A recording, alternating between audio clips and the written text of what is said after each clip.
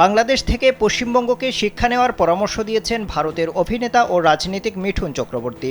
ফাটাকেষ্ট খ্যাত এই অভিনেতা বলেন, বাংলাদেশের প্রতি তাদের একটা আবেগ অনুভূতি রয়েছে, বিশেষ করে পশ্চিমবঙ্গের মানুষের। কিন্তু বাংলাদেশ এরকম হয়ে যাবে সেটা তারা কখনো ভাবেননি। আবেগের জায়গা নষ্ট হয়ে যাওয়ায় স্বভাবতই কষ্ট পেয়েছেন বলেও জানান মিঠুন। সম্প্রতি হুগলির পান্ডুয়ায় বিজেপির সদস্য সংগ্রহ অভিযানে অংশ নিয়ে তিনি এসব কথা বলেন। মিঠুন চক্রবর্তী আরও বলেন, বাংলাদেশ থেকে পশ্চিমবঙ্গকে শিক্ষা নিতে হবে।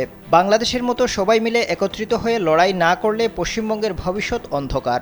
এ সময় পশ্চিমবঙ্গের মাটিতে সন্ত্রাসবাদী কার্যকলাপ বৃদ্ধির জন্য স্থানীয় প্রশাসনকে দায়ী করেন তিনি।